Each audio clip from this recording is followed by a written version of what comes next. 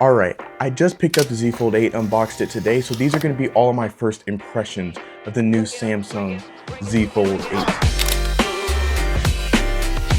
Alright, when it comes to the build quality of the Galaxy Z Fold 8, it's pretty good. It's not perfect, but it's pretty damn good. I'll be sure to leave all the actual specs on the screen, but let's dive right into what makes this phone feel so good in the hand. Because honestly, after unboxing this, it's one of the very first things that I noticed. The front screen, it gets really bright. This is it right now on its peak brightness. If you just take a look at that, that is really freaking bright.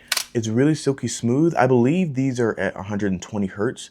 And if you just look at that right there, that is smooth, man. That is really smooth. Because the Z Fold 8 is supposed to be more of a passport style foldable, the corners are not rounded as much as they are on the 8 Ultra or the past generations, and it does feel a little pokey when it's in your hand and you just feel it poking against the main meat of your thumb, but it's not completely uncomfortable.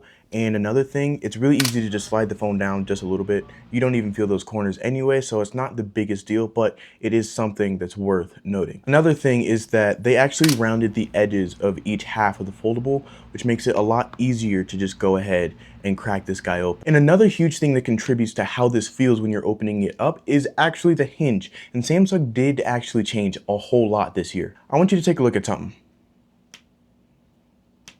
You see that? Instead of having to assist the fold the whole way through, you only really have to get it to about here, and it just opens up the rest of the way. But while we're talking about the hinge, we should also talk about the crease on the Z Fold 8. Now, when I first opened up the box and peeled the sticker off of the inside screen, I could already kind of see a very, very slight crease. First thought, transcending the game. You can already start to see the crease there, and this thing has yet to be folded yet. So we'll see how the crease goes. And after opening this guy maybe at least 50 times, it hasn't really changed. Now, the way Samsung designs these is to be open and closed like a couple billion times before it actually shows any real damage. But I do think that this year, especially over last year's Fold, that the crease is a lot better. I don't know if you guys can, overall, the feel in the hand of this phone is really premium. And I gotta say, the shape of the passport style, it's a lot better. The way it just flips into your pocket too is honestly really nice. That being said, it does have a pretty good weight to it without making it too heavy, which I think is important. They always have to find that nice balance in between. But yeah, let's go ahead and talk about the actual tech inside of this phone.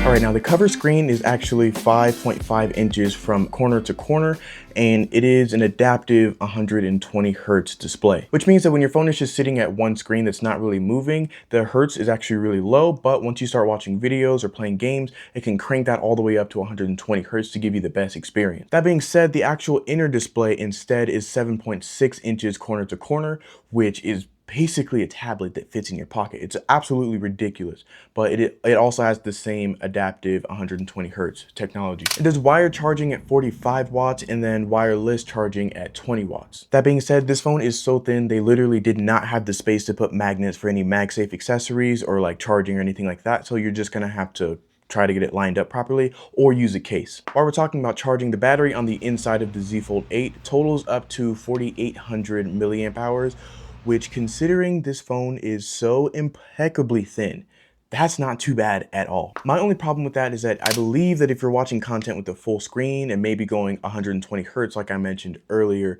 then having a much bigger screen to have to manage, the battery is probably going to drain a lot quicker.